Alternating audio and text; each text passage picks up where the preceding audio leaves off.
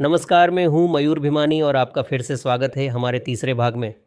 कभी सोचा है कि हमारी सांस में भी कोई राज छिपा हो सकता है? आज हम शिव स्वरोदय के एक बहुत ही गहरे प्राचीन ज्ञान में उतरने वाले हैं।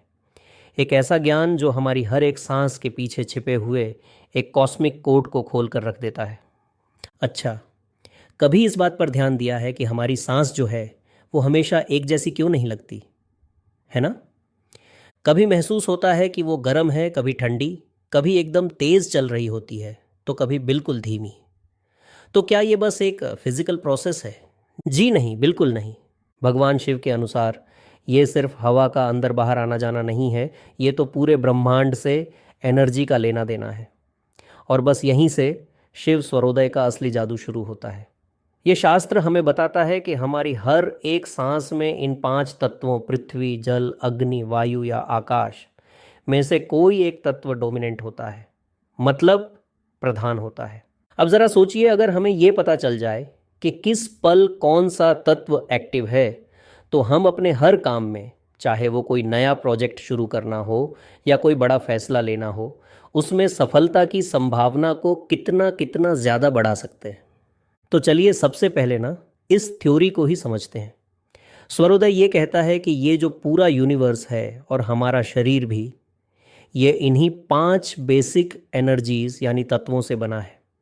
और जब हम सांस लेते हैं तो असल में हवा इन्हीं 5 अलग अलग फॉर्म्स में हमारे अंदर बहती है। और मज़े की बात यह है कि हर फॉर्म्स की अपनी एक अलग क्वालिटी है, अपनी एक खासियत है। सबसे पहले बात करते हैं पृथ्वी तत्व की। ये है स्टेबिलिटी यानी स्थिरता और ग्रोथ का सिंबल। तो जब सांस में ये तत्व एक्टिव हों तो समझ लीजिए कि एनर्जी एकदम मजबूत और फोकस्ड है। ये बिल्कुल वैसा ही है जैसे किसी मजबूत इमारत की नींव रखना या कोई लॉन्ग टर्म इन्वेस्टमेंट करना, मतलब ऐसे काम जिनमें सब्र और ठहराव चाहिए। फिर आता है जल तत्व। जैसा नाम है वैसा ही काम, प्रवाह और शांति। जब ये एक्टिव होता है तो ये समय एकदम सही होता है, किसी से बातचीत करने के लिए, कोई डील करने के लिए या किसी रिश्ते को सुधारने के लिए। मतलब ऐसे काम जहां एक शांत और स्मूथ रिजल्ट चाहिए। ये क्रिएटिविटी और इमोशंस का भी प्रतीक है। अग्नि तत्व अपने साथ लाता है गर्मी और बदलाव की एक तेज़ एनर्जी।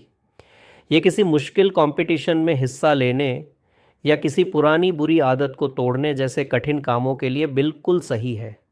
लेकिन हाँ, एक बात का ध्यान रहे, इस एनर्जी का इस्तेमाल नाजुक मामलों में नहीं करना चाहिए, क्योंकि इसकी गर्मी चीज़ों को जला भी सकती है। वायु तत्व यानी गति और अस्थिरता का प्रतीक।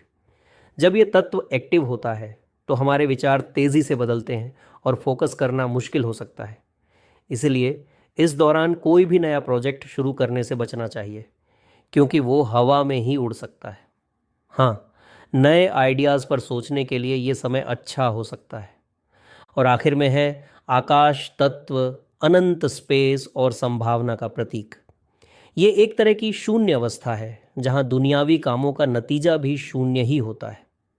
लेकिन यही वो अवस्था है जहाँ यूनिवर्स से कनेक्ट हुआ जा सकता है। ये ध्यान, मेडिटेशन और गहरी आध्यात्मिक खोज के लिए सबसे शक्तिशाली समय है। तो अब सवाल ये उठता है कि ये सब सुनने में तो बड़ा फैसिनेटिंग लग रहा है, पर हम अपनी सांस में चल रहे तत्व को पहचानेंगे कैसे, है ना? तो चलिए अब मुद्दे की बात पर आते हैं। मैं आपको 2 बहुत ही सिंपल, बहुत ही प्राचीन टेक्निक्स बताता हूँ जिन्हें कोई भी, मतलब कोई भी अभी के अभी ट्राई कर सकता है। पहली विधि और सबसे आसान वो है मिरर टेस्ट। मिरर टेस्ट, इसमें करना कुछ नहीं है, बस एक शीशा या कांच का टुकड़ा लेना है, उस पे सांस छोड़नी है और जो भाप बनती है ना, उसके शेप शेप को देखना है।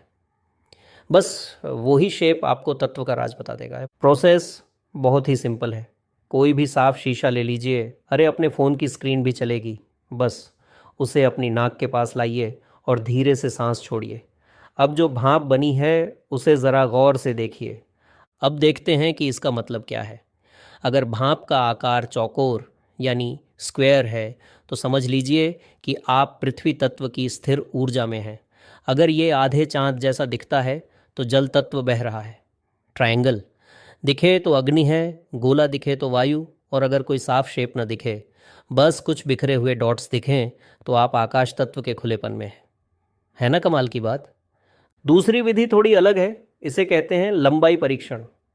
इसमें हम ये मापते हैं कि हमारी सांस नाक से कितनी दूर तक जाती है। ये बेसिकली उस तत्व की ताकत और उसके असर को दिखाता है। इसके लिए बस अपना हाथ अपनी नाक के ठीक नीचे रखते हैं और महसूस कीजिए कि सांस की गर्मी और उसका प्रेशर कितनी दूर तक फील हो रहा है। इस दूरी को पुराने ज़माने में अंगुल यानी उंगली की चौड़ाई में नापते थे। आप भी अपनी उंगलियों से इसे माप कर देख सकते हैं। तो सांस कितनी दूर गई? अगर ये लगभग 12 अंगुल तक जाती है तो ये पृथ्वी तत्व है, एकदम बैलेंस और स्थिर। अगर ये और आगे 16 अंगुल तक जाए तो ये जल की एक मजबूत धारा है।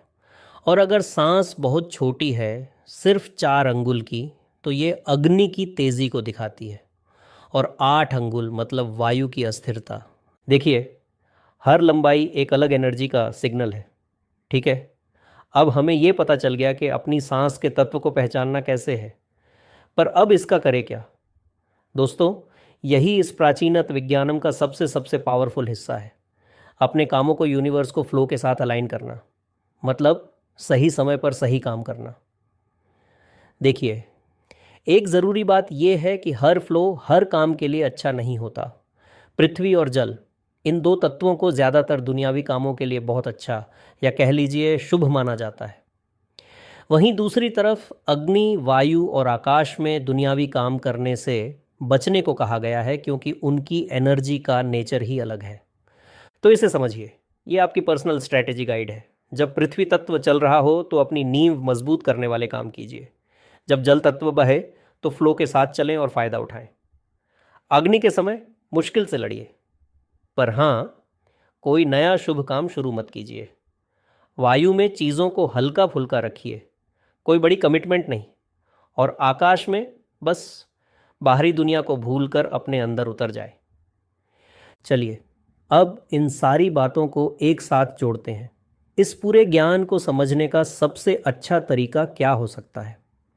मैं आपको एक ऐसा मेटाफर बताता हूँ जो इसे आपके दिमाग में हमेशा के लिए बिठा देगा। इसे अपनी आंतरिक मौसम रिपोर्ट की तरह सोचिए। है ना बढ़िया? जैसे हम बाहर का मौसम देखकर अपने दिन की प्लानिंग करते हैं। अरे, आज बारिश होगी तो छाता लेकर निकलेंगे।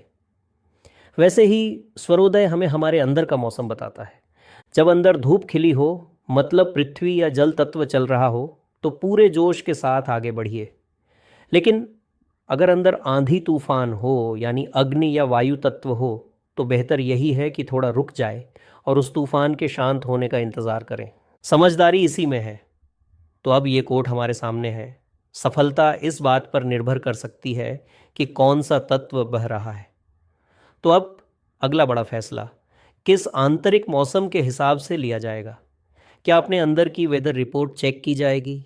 इस ज्ञान को अपनी ज़िंदगी में उतारने का सफ़र आज से और अभी से शुरू होता है। ओम नमः शिवाय।